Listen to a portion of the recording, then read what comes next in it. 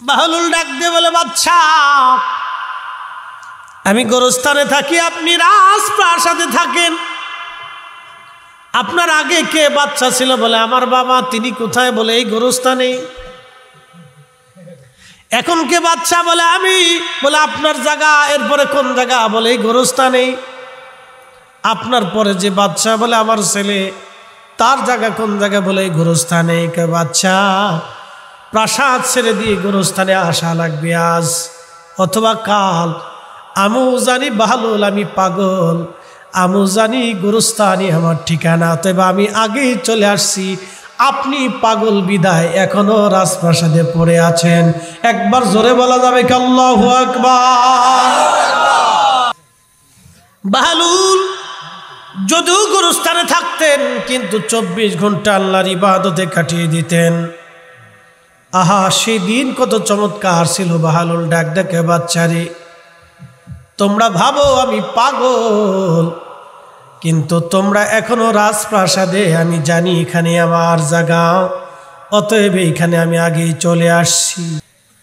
কাফেররা এসে নবীকে প্রশ্ন করল, নবী রূহ কি? আল্লাহ নবী জবাব দিলেন। আল্লাহ কোরআন শরীফের আয়াত নাজিল করে বলেন, হুজুর কাফেররা আপনাকে রূহ সম্পর্কে জিজ্ঞাসা করে, আপনি বলে দেন এই রূহটা আল্লাহর একটা হুকুম, এটা আমরুল্লাহ, আল্লাহর হুকুম। যখন হুকুম আসবে তখন দুনিয়াতে আসে, যখন হুকুম আসবে আবার রূহটা আল্লাহর কাছে চলে যাবে। মানুষ মরে যাওয়ার পরে আমরা একটা শব্দ উচ্চারণ করি, ইন্না লিল্লাহ, আমরা আল্লাহর জন্যে, ওয়া ইন্না ইলাইহি রাজিউন, আমরা অবশ্যই আল্লাহর কাছে আবার ফিরে চলে যাব। কথা বলেন ঠিক কিনা?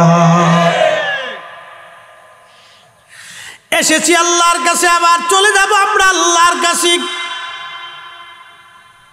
তো আসছি আল্লাহর কাছ থেকে, ফিরে যাব আল্লাহর কাছে। কি নিয়ে যাব? নিয়ে যাব কি? মিষ্টি নিব, দানাদার নিব, টাকা পয়সা নিব, সোনা দানা নিব? এই যে জমিদারি যা আছে এগুলি নেওয়ার সুযোগ আছে। দুইটা জিনিস নিতে হবে, ইন্নাল্লাযীনা আমানু ওয়া আমিলুস সালিহাত, 1 নম্বর ঈমান, 2 নম্বর আমল। 1 নম্বর ঈমান, 2 নম্বর আমল।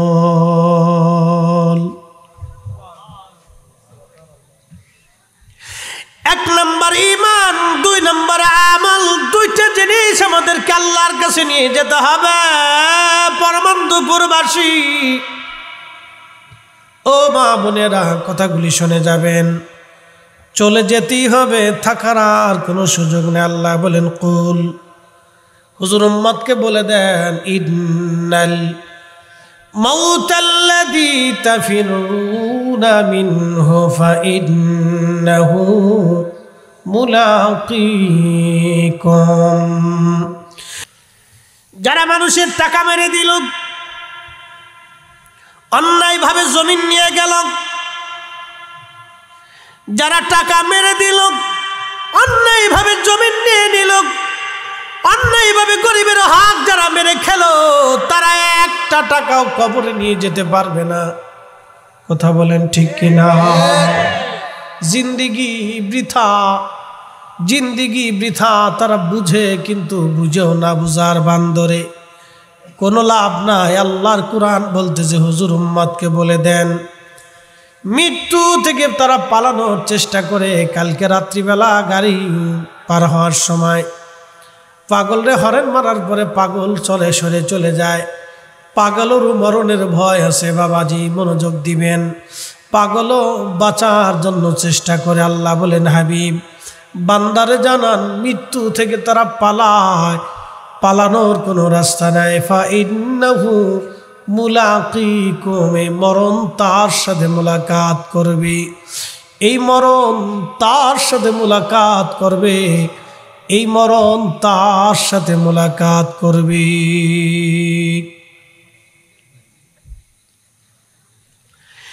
এই মৃত্যু তার সাথে মুলাকাত করবে। আল্লামা ইমাম আহমদ ইবনে হাম্বল কিতাবুজ জুহুদের মধ্যে তিনি একটা ঘটনা লেখেন। হযরত সুলাইমান আলাইহিস সালামের রাজ দরবারে বসে আছেন তিনি। বর্তমান যে গাজা, এই গাজার আগের নাম ছিল আসকালান। এই গাজাটাকে কেন্দ্র করে সুলাইমান আলাইহিস সালামের বিরাট রাজ দরবার ছিল। গাজার পাশে দেখবেন সমুদ্র বন্দর। এই সমুদ্র এলাকাটা তখন ব্যবসায়িক কেন্দ্র ছিল। যেই গাজার শহর আজ ইসরায়েল টনের পর টন বোমা মেরে মেরে নিশ্চিহ্ন করে দিচ্ছে। গাজা শহর একসময় সুন্দর শহর ছিল। পৃথিবীর প্রাচীন কাল থেকে এই শহরটা বড় নান্দনিক এবং সুন্দর ছিল। আজকে নতুন এখানে যুদ্ধ না, শত শত বছর ধরে এখানে যুদ্ধ চলমান আছে। প্রিয় হাজিরিন, এইটাকে কেন্দ্র করে সুলাইমান আলাইহিস সালামের রাজধানী, বিরাট বড় প্রাসাদ তার। সারা পৃথিবীর বাদশা ছিলেন তিনি। জমিনের এমন ইঞ্চি মাটি নাই রে যে ইঞ্চি মাটির বাদশাহী আল্লাহ তাকে না দিয়েছিলেন। শুধু মানুষ না, আল্লাহ পাখিদেরও বাদশা তারে বানিয়েছিলেন, বাতাসের বাদশা বানিয়েছিলেন, জিন জাতির বাদশা বানিয়েছিলেন। পৃথিবীর মধ্যে একজন নবী, একজন মানুষ যিনি পৃথিবীতে দুইটা জাতির বাদশাহী করেছে। এক নম্বরে মানুষ, দুই নম্বরে জিন। দুইটা জাতিকে আল্লাহ তার ইবাদত গোলামির জন্য বানিয়েছেন। দুইটা জাতির বাদশা আল্লাহ তারে বানিয়েছিলেন। ওমা খালাকাতুল জিন্না ওয়াল ইনসা ইল্লা লিয়াবুদুন। জিন এবং মানুষকে আল্লাহ ইবাদত করার জন্য বানাইছে। এই দুইটা জাতিকে আল্লাহ বানাইছে তার গোলামি করার জন্যে। আমরা যেমন নামাজ পড়ি, জিনেরাও নামাজ পড়ে। আমরা রোজা রাখি, জিনেরাও রোজা রাখে। আমরা হালাল খাই, জিনেরাও হালাল খায়। আমরা আল্লাহর জিকির করি, ওরাও আল্লাহর জিকির করে। আমরা আপনার হজ করি, জিনেরাও হজ আদায় করে। জোরে বলবেন কি সুবহানাল্লাহ। সুলাইমান আলাইহিস সালাম বসে আছেন রাজ দরবারে। এক যুবক বসা। আজরাইল আলাইহিস সালাম সুলাইমান আলাইহিস সালামের রাজ দরবারে গেলেন। যে সুলাইমান আলাইহিস সালামকে সালাম দিলেন, সালাম দেওয়ার আগে দেখলেন একটা যুবক দেখা যায়। তীক্ষ্ণ নজরে ওই যুবকের দিকে আজরাইল আলাইহিস সালাম তাকিয়ে আছেন। সুলাইমান নবী আজরাইলকে চিনতে পারলেন, বাকিরা কেউ আজরাইলকে চিনলেন না। তিনি মানুষের সুরত ধরে আল্লাহর পয়গম্বরের সামনে যে দাঁড়ায় গেলেন। কিছুক্ষণ পরে আজরাইল চলে গেলেন। যুবকটা হুজুরকে ডাক দিয়ে বলেন, ও আল্লাহর নবী, আল্লাহর পয়গম্বর, আপনি দয়া করে বাতাসকে হুকুম দেন, বাতাস যাতে আমাকে হিন্দে নিয়ে যায়। ভারতের নাম ছিল তখন হিন্দ। আমাকে হিন্দে নিয়ে যান। অর্থাৎ এর মানে এটা না বর্তমানে হিন্দু, হিন্দু তো হিন্দ শব্দ থেকে এসেছে। হিন্দ একটা ভাষা, হিন্দি ভাষা থেকে হিন্দ। হিন্দ একটা স্থানের নাম ছিল। বর্তমানে হিন্দু সম্প্রদায় যারা, তারা হলো সনাতনী, সনাতন ধর্ম তাদের। তারা 33 কোটি দেবতায় বিশ্বাসী। আমরা মুসলিম, আমরা এক আল্লাহ বিশ্বাসী। চিৎকার করে জোরে বলেন আল্লাহু আকবার। কয় আল্লাহ? আওয়াজ তুলে বলেন কয় আল্লাহ? কুল হুয়াল্লাহু আহাদ আল্লাহুস সামাদ লাম ইয়ালিদ ওয়া লাম ইউলাদ ওয়া লাম ইয়াকুল লাহু কুফুয়ান আহাদ। একবার জোরে বলা যাবে কি আল্লাহু আকবার। হাজরাতে সুলাইমান আলাইহিস সালাম বাতাসকে বলেন, বাতাস দ্রুত গতিতে তুমি তাকে সুদূরে হিন্দের মধ্যে পাঠায় দিয়ে আসো। বাতাস দ্রুত গতিতে যুবককে হিন্দে পাঠায় নিয়ে আসলো। কিছু সময় পরে আজরাইল আলাইহিস সালাম আবার গেলেন। সুলাইমান নবী জিজ্ঞেস করলেন, হে আজরাইল, একটা বিষয় বুঝলাম না, দয়া করে বলবেন। বলেন হুজুর। আপনি একটা যুবকের দিকে তীক্ষ্ণ নজরে তাকিয়েছিলেন, কারণ কি? বলতেছে হুজুর, ওই যুবকের কাছে তীক্ষ্ণ নজরে আমি তাকিয়েছিলাম এই জন্য, আমার ডায়েরিতে লেখা কিছু সময় পরে সে হিন্দে মারা যাবে, কিন্তু এখনো সেই ছেলেটা ফিলিস্তিনের এই আসকালানে আপনার রাজধানীতে রাজপ্রাসাদে এখনো বসে আছে। কোথায় ফিলিস্তিন, কোথায় হিন্দ, এত দূরের রাস্তা সে কি করে যাবে? আমি অথচ তার জান কবজ করব। আল্লাহর কুদরতের দিকে তাকায়া আমি আশ্চর্য বোধ করতেছিলাম, কি করে সম্ভব হবে। কিন্তু আপনি যে তারে বাতাসের মাধ্যমে এখানে পাঠাবেন, এটা আমার জানা ছিল না, এটা আল্লাহর জানা ছিল। ওয়ামা তাদরি নাফসুম বিআই আরদিন তামুত।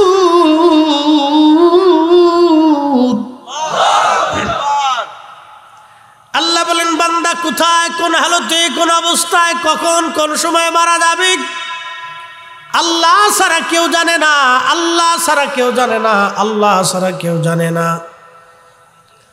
যুবকটাকে আজরাইল বলতেছে, হুজুর যুবকটার জান কবজ করে আমি আল্লাহর দরবারে পাঠাই দিয়া আপনার আদালতে, আপনার রাজপ্রাসাদে আমি আবার হাজির হয়ে গেছি। তাহলে এই সময়টা আমাদের জীবনে আসবে, কখন আসবে আমরা কেউ বলতে পারি না। এই জন্য আল্লাহ বলেন, কাইফা তাকফুরুনা বিল্লাহি ওয়া কুনতুম আমওয়াতা।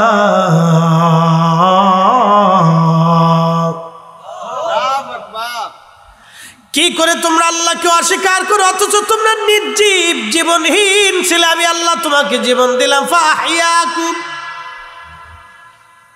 ফাহিয়াকুম, তোমার জীবন আমি আল্লাহ তোমার দিলাম,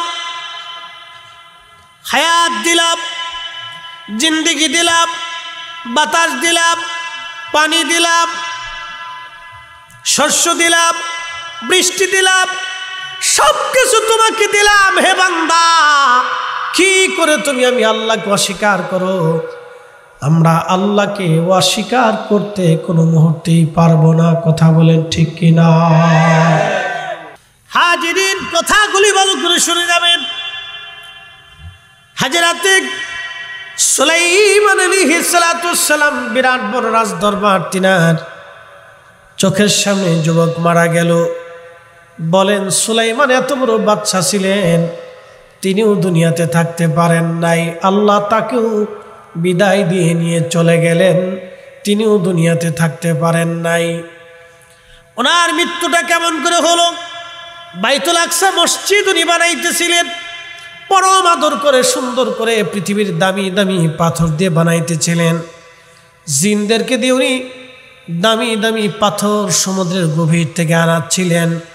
মণিমুক্তা দামি দামি পাথর দিয়ে সেই সুন্দর টাইলস, যে টাইলসগুলি আদৌ বিজ্ঞান সেটা বানাইতে পারে নাই। আল্লাহর নবী সুলাইমান মসজিদ বানাইতে লাগলেন। তাফসীরে রুহুল বয়ানের মধ্যে এসেছে 16 মাইল দূর থেকে রাতের আধারে ওই পাথরের আলোতে ফিলিস্তিনের নারীরা সুই দিয়ে তারা কাঁথা সেলাই করত, এমন দামি পাথর। একবার জোরে বলা যাবে কি মারহাবা? আজ বিজ্ঞানের পক্ষে যেটা সম্ভব হয় নাই, সেটা সুলাইমান নবী করে দেখিয়েছিলেন। মসজিদ বানাইতেছিলেন, সময় শেষ হয়ে গেল। আল্লাহ বললেন, বন্ধু তোমাকে চলে আসা লাগবে। সুলাইমান আলাইহিস সালাম অনুমতি দিলেন, তাড়াতাড়ি করে আমার কাছের একটা হুজরা বানাও। কাজ দিয়ে একটা হুজরা বানানো হলো। কাজ দিয়ে হুজরা বানানোর পরে সুলাইমান আলাইহিস সালাম মাঝখানে তিনি দাঁড়াইলেন লাঠির উপরে ভর দিয়ে। এমন সময় আজরাইল এসে ওনার জান কবজ করে নিয়ে চলে গেল। উনি লাঠির উপরে ওইভাবে ভর দিয়ে দাঁড়িয়েছিলেন 6 মাস। মসজিদে বাইতুল আকসার দিকে তাকে উনি লাঠির উপরে দাঁড়ানো। ইন্তেকাল হয়ে গেছে 6 মাস পর্যন্ত ওনার ইন্তেকাল। শরীর শুকায় যায় নাই, চুল খসে পড়ে যায় নাই, গন্ধ বের হয় নাই। নষ্ট হয় নাই, ব্লাড সার্কুলেশন বন্ধ হয় নাই, চোখের আলো নষ্ট হয় নাই, চোখ পচে যায় নাই, কান পচে যায় নাই, শরীর থেকে কোনো রকম দুর্গন্ধ তার আসে নাই, যেই রকম সেরকম 6 মাস পর্যন্ত দাঁড়ানো, কিন্তু 6 মাস পর্যন্ত তিনি ইন্তেকাল করেছে। এই জন্য নবী বললেন আল-আনবিয়াউ ফি কুবুরিহিম, নবীরা কবর শরীফের মধ্যে তারা জিন্দা, তারা মরে না, মরে না, তারা জিন্দা। একবার জোরে বলা যাবে কি মারহাবা। প্রিয় উপস্থিতি, আল্লাহর নবীর 40 বছর আগে এবং পরে কোনোদিন কোনো সময়ের জন্য অন্যায়ভাবে নবীজি কাউকে একটা থাপ্পড় পর্যন্ত দেন নাই, গালি দেন নাই, ধমক দেন নাই। একবার জোরে বলা যাবে কি আল্লাহু আকবার। দিন বুঝে যেতে হবে, ধর্ম বুঝে যাওয়া লাগবে। নামাজি কিন্তু মানুষের অর্থ মেরে দিয়েছেন, নামাজি সুদ আপনি খাইতেছেন, নামাজি ঘুষ আপনি খান, আপনার 4 পয়সাও ইসলামে দাম নাই, আপনার জাকাতে, দানে, হজে, নামাজে কোনো মূল্য হবে না। কথা কন ঠিক কিনা? কোনো মূল্য, 4 পয়সা মূল্য নাই, শুধু নামে মুসলমান। এক পারমান্দপুরবাসী কোরআন শরীফের জন্য আল্লাহ রাব্বুল আলামিন বলেন, ইয়া আইয়ুহাল ইনসানু মা গররাকা বিরাব্বিকাল কারীম।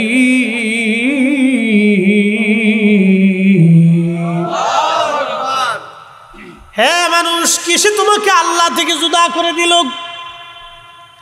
কে তোমাকে হালাল থেকে জুদা করলো? কে তোমাকে নামাজ থেকে জুদা করলো? কে তোমাকে রসুল থেকে জুদা করে দিল? কে তোমাকে ইসলাম থেকে জুদা করে দিল? কে তোমাকে জুদা করলো বলো? আল্লাযী খালাকাকা ফাসাওয়াকা ফাআদালাক। অথচ যিনি তোমাকে সৃষ্টি করলেন, শুধু তিনি সৃষ্টি করেন নাই, তোমাকে সুবিন্যস্ত করলেন, বিন্যস্ত করলেন। তোমার যা যা প্রয়োজন বলেন তো, যিনি দিলেন সেই মালিকের নাম কি? কোনো সন্দেহ নাই। তাহলে বলেন, সেজদা হবে কার? জিকির হবে কার? আইন মানব কার? আল্লাহর। বারমান্দপুরবাসী মনোযোগ দিবেন। কোরআন শরীফে আমার আল্লাহ বলতেছেন, হে বান্দা, তোমাকে সৃষ্টি করলাম, সুবিন্যস্ত করলাম, সুঠাম করলাম, শক্তি দিলাম। আমার দিকে তাকান, এই যে ফ্যানটা চলতেছে, এটাকে বলা হয় ফ্যান। বৈদ্যুতিক পাখা, এটা কিন্তু তালের পাখা না, এটা আপনার ওই কি বলে, আপনার হাতে বানানো পাখা না, এটা বৈদ্যুতিক পাখা। বিদ্যুতের মাধ্যমে এই পাখাটা ঘূর্ণায়মান একা একা চলতেছে। 500 বছর আগে এই পাখা যদি কোনো মানুষকে দেখানো যায় তো সে বলতো, হায় এটা আবার কি? তখন তারা এটাকে আশ্চর্য মনে করত। কিন্তু আজকে আপনার সামনে ঘুরে বিদায় আপনি কিছুই মনে করেন না, কিন্তু এটা ঘুরে, এটার শক্তি আছে, অদৃশ্য শক্তি। এই শক্তিতে বিদ্যুৎ উৎপন্ন হলো বৈদ্যুতিক সিস্টেমে, ইঞ্জিনিয়ারিং পদ্ধতিতে একজন বিজ্ঞানী এটা আবিষ্কার করলেন, আপনারা এনে দিলেন, আপনি বাতাস খাচ্ছেন, এটা ঘুরতেছে, এটার পিছনে একটা শক্তি আছে, এখানে একটা শক্তি আছে, ম্যাগনেটিক একটা শক্তি, আলো জ্বলতেছে, এর পিছনে একটা অদৃশ্য শক্তি আছে। বলবেন এই অদৃশ্য শক্তির মালিক কে? আল্লাহু আলা কুল্লি শাইইন কাদির। এই শক্তির উৎস একমাত্র আল্লাহ, আল্লাহ, আল্লাহ, আল্লাহ, আল্লাহ।